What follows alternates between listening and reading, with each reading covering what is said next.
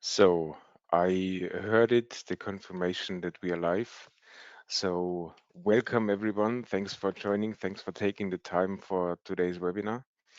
I will start with just one or two sentences about myself. So my name is Klaus Dafinger. I'm in the marketing team for Legrand for LDCS Europe. I'm responsible for cooling, PDUs, and the OCP topic. And in today's webinar, we look at a topic that is very often not in the mind of people. It is the link of security for your data center, cybersecurity for a data center. Um, it's just because when we think about cybersecurity, most of us immediately think about servers, operating system, firewalls, network infrastructure.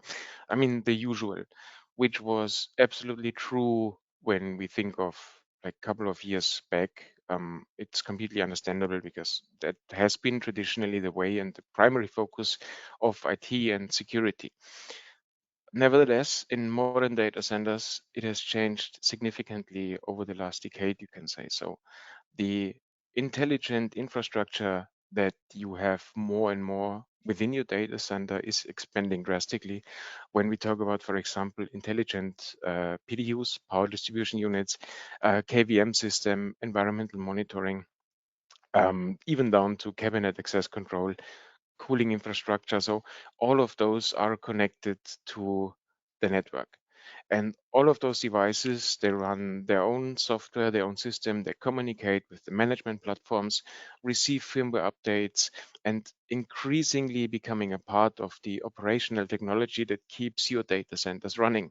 So the infrastructure that keeps your servers, your network, and everything alive and running, bringing them power, cooling, and access.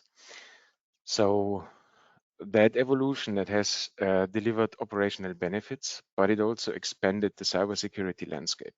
So in today's webinar, it's not intended to make you a cybersecurity specialist, and it's also not a deep technical session or cryptography or whatever. Instead, what I try to deliver you is a practical way of looking at your intelligent infrastructure and to share the key principles that your organization should consider for choosing your devices and how to make you safe on this part of your infrastructure as well. Also, we're going to have a look at the regulations behind that. So one is the CRR, the Cyber Resilience Act. So just a brief overview, what does it mean? And the same for the NIS2, which you might have heard. And we're going to have a look at it, what that means and where the responsibility lays in between those and what the handshake of those is. So I'm going to start with a simple question. So when you look at this screen, what is it, the devices that you would actually consider to be a computer? So most will look at this and will say, yeah, sure, server switches, network switches, which is absolutely right. But as said in the introduction, so the answer today is much broader, and today it's not just today, it has evolved over the last years. So as said, every intelligent device in a rack is effectively a computer. So your intelligent PDU has processors, memory, software. The same for KVM. It even provides remote access over your network to your full data center, depending on how it is integrated. Environmental monitoring system, they continuously collect, process, and transmit information to your DSIM, to whatever software you might use to collect those data, to manage, and also transact and steer your cooling devices, for example, within your data center. So, and all of those communicate together because we need those information to run our data center more efficient, to run it from a remote point, also for future planning in expanding and everything. So you want to have, and you need those intelligent devices and the communication between those. So those devices, they no longer perform as a single isolated function. They communicate, they expose APIs, they exchange information within the systems, receive updates throughout their life cycles. So 20 years ago, many of those devices have been passive. So a PDU just distributed power, a temperature sensor just measured temperature. So the data that power distribution back then was just power distribution. The data collected back then was just locally data, but now we want to use and we have to use those. And each of those devices runs software, and every piece of software can contain vulnerabilities. So every network connection represents a potential attack path. So that means every connected device inside the cabinet is has potentially, or it has become a part of your organization's attack surface potentially. So that's one of the biggest changes we've seen in modern data centers. So cybersecurity is no longer about protecting servers and firewalls, hiding behind that. It's about protecting every intelligent device that supports the availability of your infrastructure. So a very important point. So let's have a look at it. Why we established that every intelligent infrastructure is can become a target. So why is it that we see in the past that it is attacks or potential attacks expanding to this? So cybersecurity, back then, it was very often focused almost exclusively on servers, operating systems, and network, which made perfect sense because those systems stored business critical data, hosted applications, apps, represented the core of your IT environment. As a result, majority of the attacks or of the attention was given to that. Over time, the infrastructure surrounding those servers has changed dramatically. So as said, the PDUs, KVM, the intelligence of those systems has evolved. And the challenge is that these security practices didn't always evolve in the same pace. So servers were patched regularly, network equipment was monitored closely, but infrastructure devices were often treated differently. So firmware updates, for example, less frequently, if even. I don't want to finger point at anyone, but quite possible that this is something that might be overlooked. And they also weren't included in management programs of cybersecurity or in the company policies for cybersecurities. So sometimes they just received less attention simply because you didn't think of them as computers.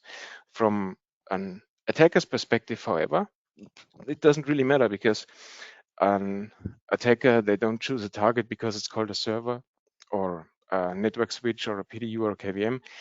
They choose a path that gives them a great opportunity, an easy opportunity, and with the least resistance, obviously. So the easiest way in for them, and this is a potential way of how this happened. And this change and the way of attacks, that also didn't happen overnight. So to understand a little bit better where we are today, it's worth taking a quick look at, uh, let's say, famous cyber attacks that we've seen in the past. So attackers, they continuously adapted to new technologies, new opportunities, and new ways of reaching critical systems. So the first malware was an experimental, you can say so. So it demonstrated just that software could spread automatically between connected computers. So that was the creeper back then. And I mean, that is, yeah, more than 50 years ago. So as organizations become increasingly connected, attackers shifted their attention towards corporate IT environments. So malware such as Blaster exploited weaknesses in operating systems and spread rapidly through enterprise networks. At that stage, primarily the focus was still on the information systems. Then there was one of the most significant turning points in cybersecurity history. So that was Stuxnet. Some of you might have heard of it. I guess so. So that was the first time that malware, that an attack was specifically designed to manipulate the physical equipment rather than compromise computers or steal informations. So they, I'm sorry for the term, they just wanted to play and poke the bear, in simple words, by taking control and shutting down a piece of physical equipment rather than stealing information. So that changed how the industry viewed on cybersecurity. So it demonstrated that software could directly influence operational systems, technology, but also critical infrastructure. A few years later, the cyber attack against the Ukrainian power grid reinforced that lesson on a larger scale. I mean, the impact on this shutting down on power grid is massive, and that has nothing to do. So this attack was nothing to do with getting information or whatever. This was also a huge impact on the physical layer of a system. On a big scale, yes. Nevertheless, if you think about a cyber attack, the first that you imagine is, yeah, they're gonna steal data or whatever. I think if you think a step further, looking at the Ukraine's power grid, if you think it a little bit smaller, I don't think it would make much of a difference, or it would be more fun or reassuring if there is no data stealed. But if someone remotely controls your power or your cooling within your data center, and they can uh, sit on a beach somewhere and switch on and off your PDUs in a data center and shut down your systems, I don't think it will be much more fun either for any one of us. So that is when we talk about cybersecurity. So it's easy to focus on the attack itself. We think about malware, ransomware, phishing campaigns, or whatever. In reality, the attack is often only the beginning. So what organizations actually experience is the business impact that follows. So a compromised infrastructure device can interrupt critical servers. So that's what I meant. If one part of your infrastructure, for example, is under control of someone else, it's not fun either if they can control your physical layer within your data center. They can give access, they can open cabinets, they can shut down your access control, they can lock you out of your own system physically if they want to. So, or even play with your PDUs or KVM devices and connect them on your systems. So a compromised infrastructure device can interrupt critical services. So apps may become unavailable, operations may slow down or shut down entirely, customers may lose access, maybe physically because of the remote access system, or they can't connect from via KVM infrastructure or anything else. So every minute of this downtime costs a lot. We not talk about the loss in trust that may come with it. So that's why cybersecurity is no longer simply an IT topic, and the view purely based on servers and network devices is no longer enough. So you have to look at it at an with a broader view, and include in your thinkings in infrastructure and in terms of the thinking of cybersecurity also your full intelligent network that also not only runs your data, but also the infrastructure layer that runs your servers and your equipment. So we've looked at how cybersecurity landscape has evolved. So what we've seen is that intelligent infrastructure has become increasingly connected. And I mean, that's true. I mean, everybody knows that, everybody sees it. We need the data so everyone runs those equipment or type of those equipment. If it is for remote data centers, for edge data centers, or in your data center as well, or if you also host a colocation or whatever, you need the intelligent infrastructure. So this is where organizations think of, I have to think of the cyber attack itself, so not only on losing data. So let's follow a very simple example. So an attacker compromises a part of your infrastructure. That doesn't mean that immediately your business stops, but it creates the opportunity to whoever to play with your critical systems. So maybe he has access to remote management, maybe the power distribution is affected, or your monitoring just simply doesn't work anymore. So you can't trust the data you receive from your thermal environment, from your flow rates, from the full cooling infrastructure. So the chain from your chiller, you may have CDUs to your reader heat exchanger, INRO, or whatever it is. So if you can't trust your own data, it gets very, very hard to manage your system. So even an impact or a manipulation on this system can have a huge impact on how you sleep at night, and also how you experience your data center, and also your customers. So technical issues quickly become operational issues. So service might become unavailable, apps stop responding. The customer experience is something that totally goes south in this. And once services are disrupted, or you can't trust whatever your data is given to you, it may end up that downtime begins. And at that point, cybersecurity, that's no longer an IT problem, it's a business problem. So every minute of downtime has consequences. So it may result as a direct financial loss. Let's be clear, even if it's not a direct financial loss, it will result in it costs you money. It will cost you money, it will cost you time, and it will cost you gray hair. That's the reality of this.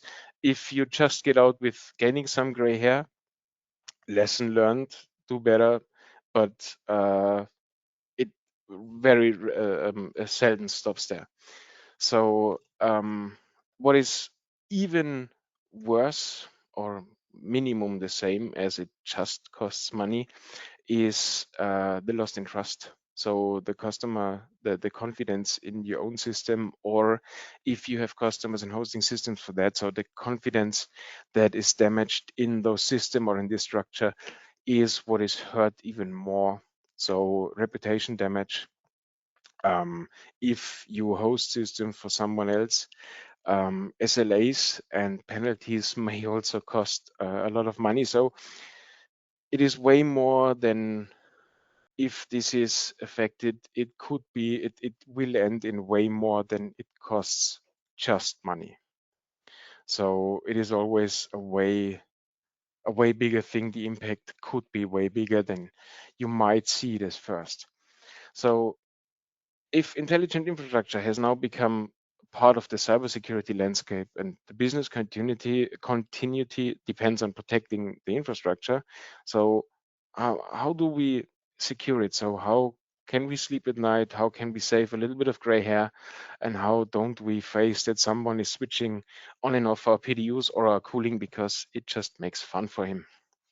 So effectively, cybersecurity is built in layers. So it's not one thing, not one answer to everything. So rather than looking at it isolated, it is to look at those layers separately. So one of those layers is identity. So before anyone interacts with critical infrastructure, we need to know exactly who they are and if they are allowed to deal and to play with our systems. The second one is the device itself. So even if we trust the user, we also need to trust the device itself. So have we trust in the chosen physical products that we're using? We see a little bit more in detail why this is an important point. The third pillar is obviously network security. So how do those communicate with each other? How can I integrate them in my systems? Do I create myself an open door for for anyone because I use those devices, and how they communicate with each other. The fourth one, sorry, is visibility. So no security strategy is complete without knowing what's happening inside the environment. So monitoring, event logging, alerts, audit trails is absolute key, and it helps you to detect abnormal behavior and respond before it becomes a large issue. So visibility, you can't act on what you can't see. Absolute key. And the last one is the lifecycle management. So cybersecurity, it doesn't end. So you don't buy a thing, you install it, and then you're good to go. Lifecycle management is absolute key, and this is where it comes in with how is the device even supported from the manufacturer side. How do you deal with it? There is no end to it, because software, vulnerabilities and everything, it needs to be updated, needs to be also supported to be on the most secure point possible for your network. So as said, we're gonna look at a little bit more in detail. So the first one was identity. So who is it that is connecting to my network via whatever? A very good example for that is a remote access infrastructure that you have, a KVM solution, for example. So that is just the case. Modern data centers are very often or less and less managed by people going in front of the cabinet. And it's very often the case that engineers support multiple locations. So teams also work across different countries and time zones. Service providers may need temporary access and everything. So this is something that that you control remotely. Very common that if there is a server technician, a customer, whatever, who needs to go there for service the infrastructure, change something on the system, install new servers or whatever ticket system, so then you remotely control the access to those. You click your button on your laptop, and then the door of the cabinet opens. And you absolutely want to be sure that anyone who can potentially open your cabinets, give access to infrastructure, that this is a person that is allowed to. So the first very important point is authentication. So before anyone is granted access, the system must be able to verify who is it. This is where enterprise authentication methods such as LDAP, Active Directory, smart cards, multi-factor, whatever, that is very important. So your device should absolutely support this. The second layer is protection. So just identity is not enough. So every remote session, every piece of information exchange between the admin and the device must be also protected. So communication, remote communication between those devices. So encrypted communication, validated cryptographic models are essential with this. The third part is control. So different users have require different permissions. So you don't want to have everyone by default have admin rights and they can play with any of your systems. So your systems that you have should definitely support different roles, that you can build the structure, the who is allowed to do what yourself, and you can define it, and it's also tracked. Finally, it's also availability. So secure management platform is only useful if it remains available during an incident. So that is where physical features come into play with that. So small things which may have been overlooked, but redundant power supplies, network failover, BIOS level, out of band access. So everything that ensures your admins can still reach critical systems even if the operating system is unavailable. So when you combine all those four, that's a KVM system becomes much more than just remote keyboard and monitor, what it has been in the past. So it's way more than just practical. It can have a direct impact on the security of your data. The second one is the device itself. So we need and we want to trust the device itself that we use for it.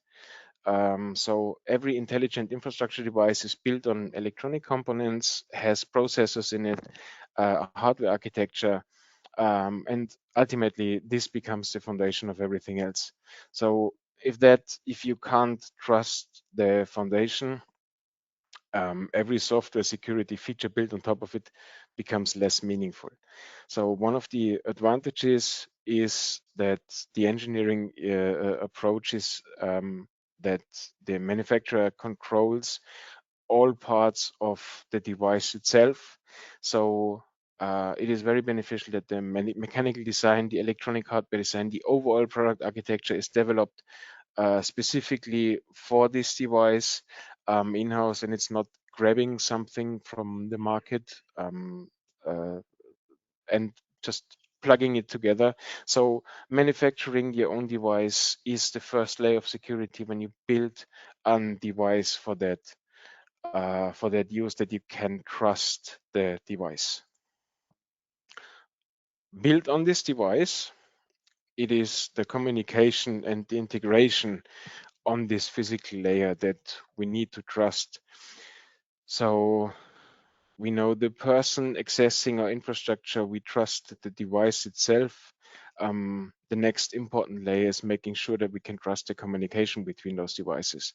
So a modern intelligent infrastructure is no longer operated in an isolation. They all communicate. It exchanges information with a DSIM platform. It communicates to an BMS system. It integrates with automation tools. It provides APIs for external applications. It sends alarms, monitoring, all of that. And that's why secure information, a secure communication, is built on three simple principles. So confidentiality. So sensitive information should be encrypted while it's being transmitted, so it cannot be intercepted or read from whoever. Authentication, this is something that we touched already. So the device also must be able to verify that the communication is from a trusted other system rather than from an attacker or from anyone who wants to penetrate your system. And finally, secure communication protocols. So management traffic should use modern secure protocols and avoid outdated or insecure communication methods. So this object is straightforward. So every piece of information exchanged between intelligent infrastructure and the system around it should remain confidential, authentic, and protected against manipulation. So a trusted device alone is not enough. The communication needs to be there as well, needs to be trusted as well, how they communicate, how they integrate it in your system. So that is when I said it is layer by layer, which is very important to build this, and also the trust. So there is all of those layers are essential as one reality that everyone has to accept. So no security strategy can guarantee that every attack will be prevented. I had this myself in the company before I worked. So we had our IT department was always very strict in the rules of what to do. They were totally right. Sometimes it was a little bit annoying for us, but they were right because they're the manager of the IT department always said, so it's not a question if you are attacked, it's a question of when. So that was his credo. That's why he was very straightforward on this topic and had very strict rules. I give it to him, and he may have been totally right because attacks and everything has not stopped of those. So if you lay down, if you lay back and you stay on what you have and you don't update your system accordingly, it becomes a question of when and not if. So no security strategy can guarantee that every attack will be prevented. So that's why you need visibility. So it's not the objective. This is not to stop every incident. So the objective is to detect abnormal behavior. So if there is something going on, if someone wants to penetrate your system, if someone wants to take over control of one of your systems of power environment or whatsoever.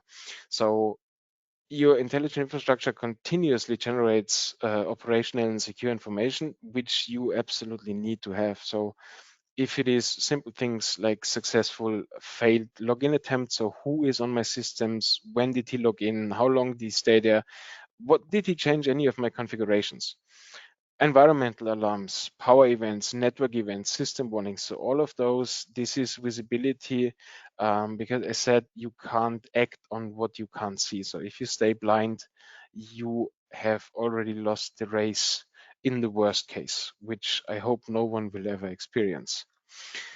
So all of the things that we've discussed until now, so it's straightforward in those. But it's when you're managing those principles, they're relatively straightforward when you're managing a single device, but it's rarely the reality in a modern data center. So large environments often contain hundreds or even thousands of intelligent infrastructure devices spread across multiple rooms, building, or can be countries. So you have a lot of users. So you have different administrators, you have users with different permissions, you have different firmware versions, you have also to integrate different configurations, different alarm conditionings. So in all of this, managing each device individually becomes quickly very difficult. So more important, it introduces inconsistency. So one device may have the latest firmware while another one is several versions behind. So user permissions may not be transferred from device to device. So in cybersecurity, inconsistency is often where risk begins. So that's where organizations increasingly rely on centralized management platforms.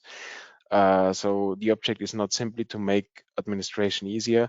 The object is to maintain a consistent, secure posture across an entire infrastructure. So this is why we've built Xeros, where our Xeros comes into play. So it's rather than managing every intelligent device independently, Xeros provides a common platform that allows administrators to manage users, monitor events, deploy firmware updates. So the value isn't just operational efficiency, so that it is easy to distribute firmware updates on one click to everything and track those. The benefit is also the consistency. So cybersecurity is much easier to maintain when every device follows the same policies, the same processes, and the same life cycles. So if every device runs on the same system, is supported by the same software updates, is supported by throughout the full life cycle by the same system. So that's when environment continues to grow, a centralized management becomes less of an convenience and more of a security requirement. Of course, providing a centralized platform is only part of the story. The platform itself must be also developed and use securing engineer practice. So everything that is brought in with a centralized system and on software, it that's how the product itself is developed, but it is very important for strong cybersecurity because it isn't created by a single feature. It's the result of a structured engineering process continuously throughout the entire life cycle of the product. So that's when I said, so it is very important to keep your systems up to date. So every firmware release follows a defined process before it reaches our customers. That's what we do with our devices and with the Xeros. It starts with an secure software development practices and continues with a regular platform maintenance to keep the underlying operational environment up to date. So each release is subjected to automated vulnerability scanning to identify known weaknesses before the software is released.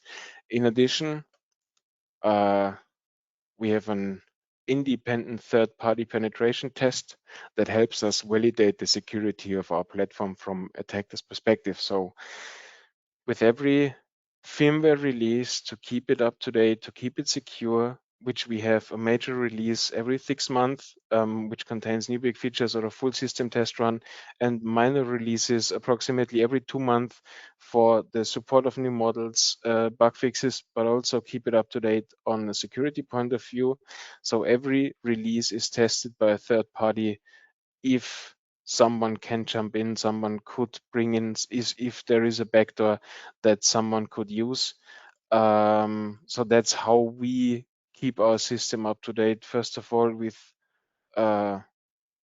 security releases that are absolutely up to date. You can't stop at one point because otherwise you will lose the race. And we verify this with a third party that tests our systems before it gets released, before we give it to our customers. So that is the structured approach that ensures that cybersecurity, that it's not treated as a one-time project. It's an ongoing engineering discipline that continues throughout the entire life cycle of the product. So a very practical example of that philosophy is Secure Boot, which helps ensure that only trusted software is ever allowed to run on that device. So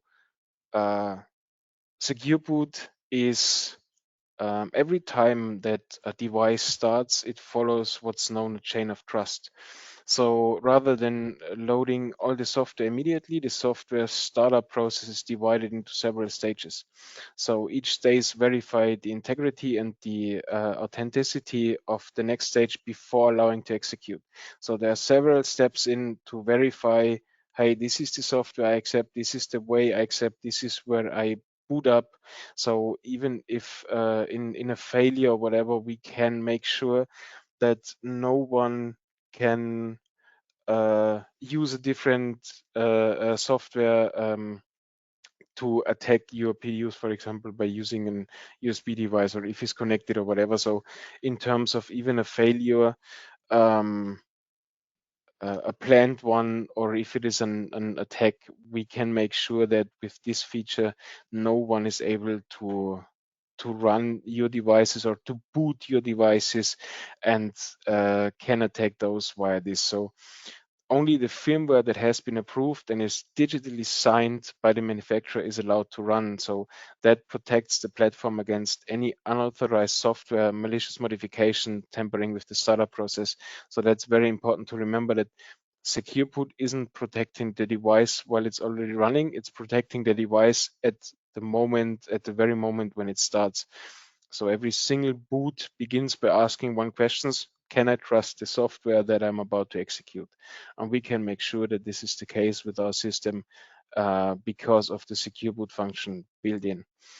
A little bit closer look, I already touched it very briefly, the vulnerability and penetration test. So the third party that is testing our software. So because it doesn't matter how strong an internal engineering process is, cybersecurity is never something that solely relies on internal validation. So we've seen this, and we're doing this since years. So an important part of every major security program is having independent experts to challenge your assumptions. So if you feel safe, we let them challenge us and see, hey, can you play with our systems or not? Can you hack our systems? Can you hack our software or not? So that's why we do those penetration tests to have what we build validated by a third party. Is it really secure? Do we have potential gaps in our software? We want to build the most secure system possible for our customers. So that's why independent cybersecurity specialists, they evaluate our products from the perspective of an attacker. So they don't simply verify that the product is working as intended, they actively look for weaknesses. So they look for it and they see, can we play with your systems which you don't want us to?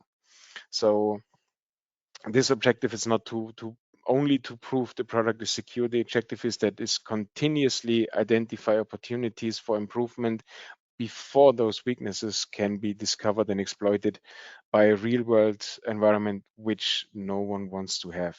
So that's for us a very important fact.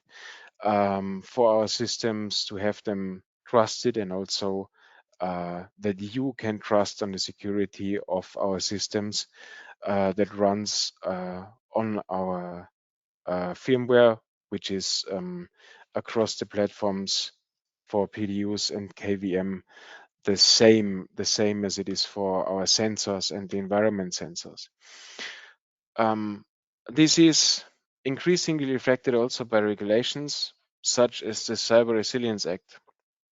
So the Cyber Resilience Act, we will look at what it means and what it is and who is responsible for it in terms of cybersecurity. What I'm interested in, and also to see if you are still awake or not, I have a short question for you to see what do you think, who is responsible in the organization for cybersecurity? So we have just a short poll, 1 minute, so that you can choose your who you think is responsible for cybersecurity in your organization.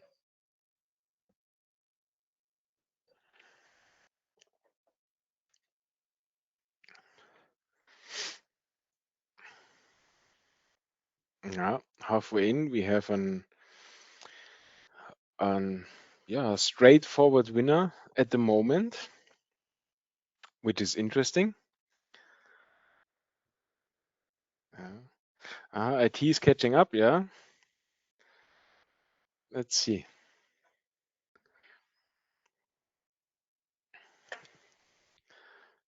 Yeah, it's getting a little bit closer. So you should see the result. I guess everyone should see it. So the winner is shared responsibility, followed by IT, dedicated security system. Obviously, this depends on if you have such a team or not. Operations and facilities. That is very interesting, and I will explain on the next slide why I've asked that question. First of all, let's have a look at the Cyber Resiliency Act. So the Cyber Resiliency Act fundamentally changed something, that cybersecurity is no longer viewed as a simple competitive advantage. It's becoming a legal requirement for manufacturers placing connected products on the European market.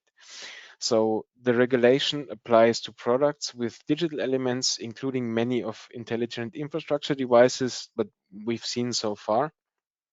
The objective is straightforward. So security is no longer something that's added at the end of a product development. It has to be considered from the very beginning.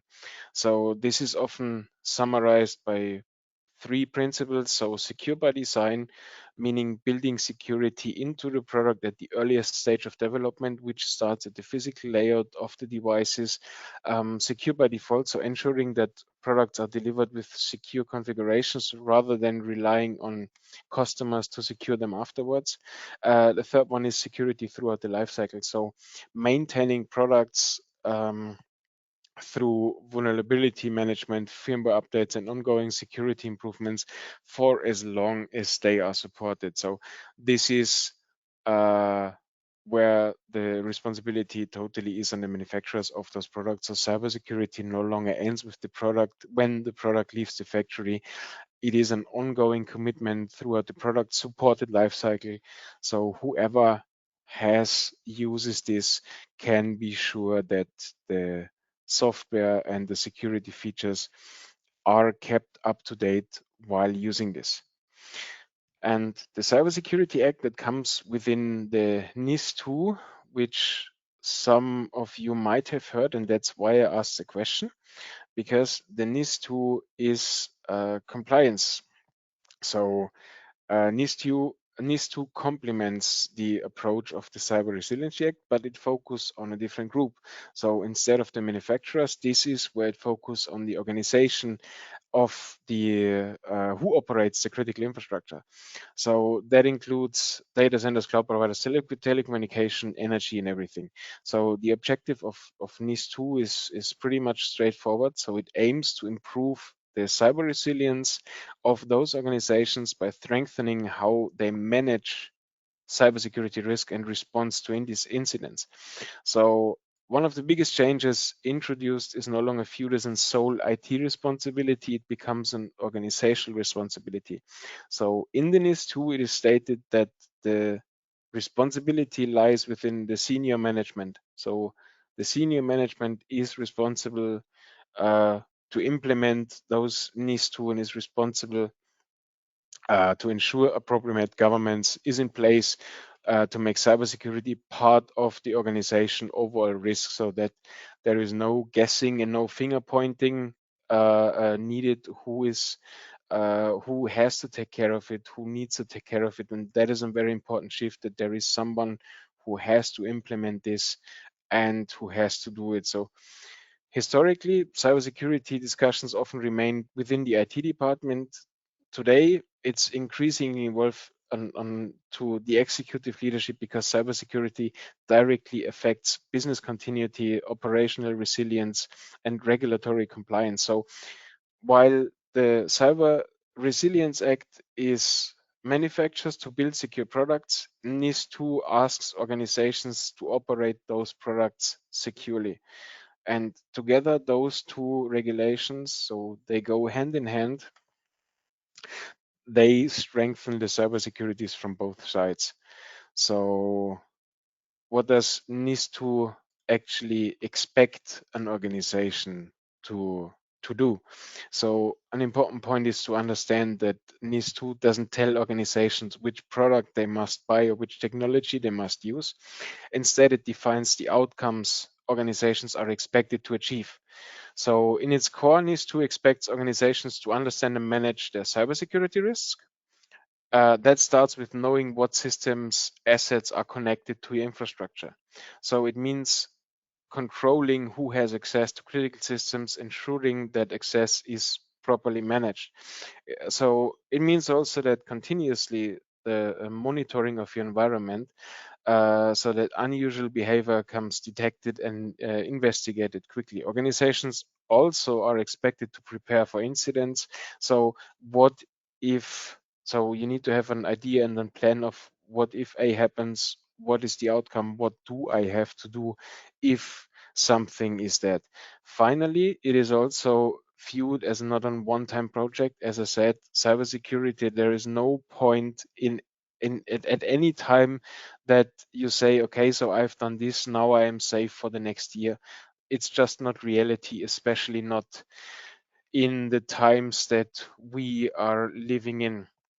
So NIS2 is on the organization and how you deal with risk assessment management, business continuity planning, supply chain security, identity management, employee awareness. So all of those layers come within, and this is the responsibility to put this structure in place from senior management from the companies. This is what the NIS2 is stating out.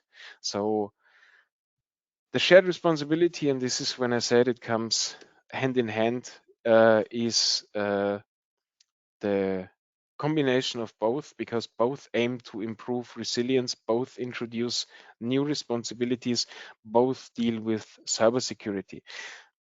They actually focus on two very different parts of the same ecosystem. So as said, the Cyber Resilience Act focuses on manufacturers. So these are the rules given to manufacturers of those devices to build secure devices, to stay to make sure that the devices are built safe, that the communication between those devices is safe, and that there is also an vulnerability management behind that. This is the sole responsibility of the manufacturer of those products. NIS2, on the other hand, focuses on the organization, operational system, operating the systems.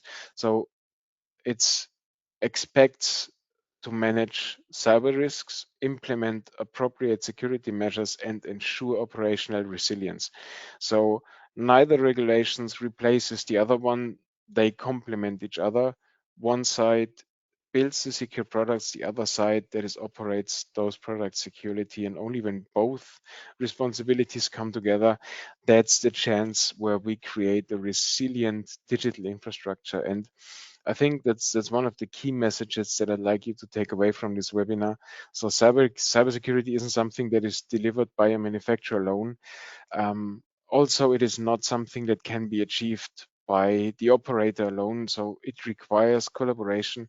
It requires good engineers, good engineering, good operational practices, continuous maintenance, and a shared commitment to protect the infrastructure that modern organizations depend on every day. Especially cybersecurity in the times that we are living in. When we think about AI, so AI is not only used for the good or to see, give me the top 10 of the funniest cat videos. AI can be also used and is used for penetrate your systems to look for backdoors or whatever. Historically, an hacker, there was a person, an technical geek, for whatever reason, he tried to hack into systems, manipulate systems or whatever.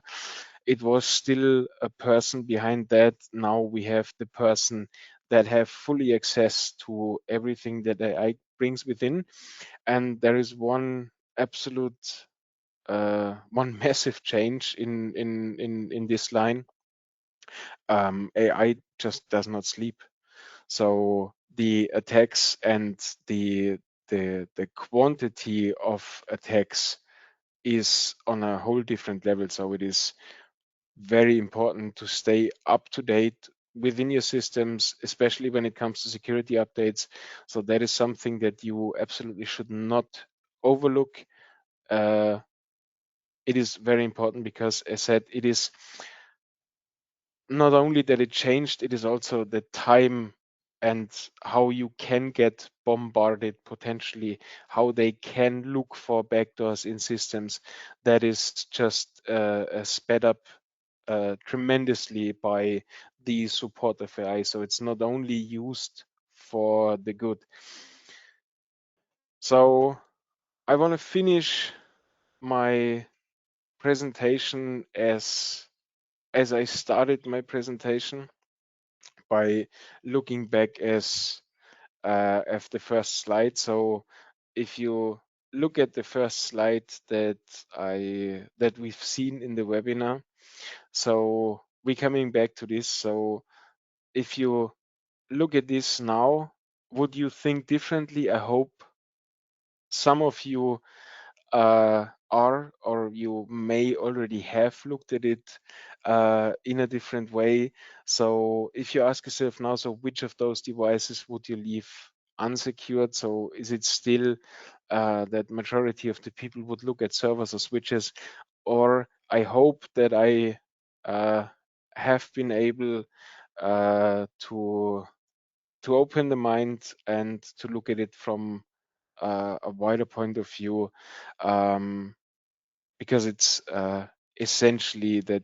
So every one of those devices contains software, everyone communicates across the network, everyone requires firmware updates throughout the full life cycle. So from the day one you have it until the day you throw it out, it needs to be kept updated, and every one of those devices is part of your cybersecurity landscape. So this is where I end my webinar. I hope there was something interesting for you. I hope you could learn something, or it was interesting for you. Having that said, thanks everyone for joining. And I hope it was an interesting webinar for all of us. Thanks everyone for attending.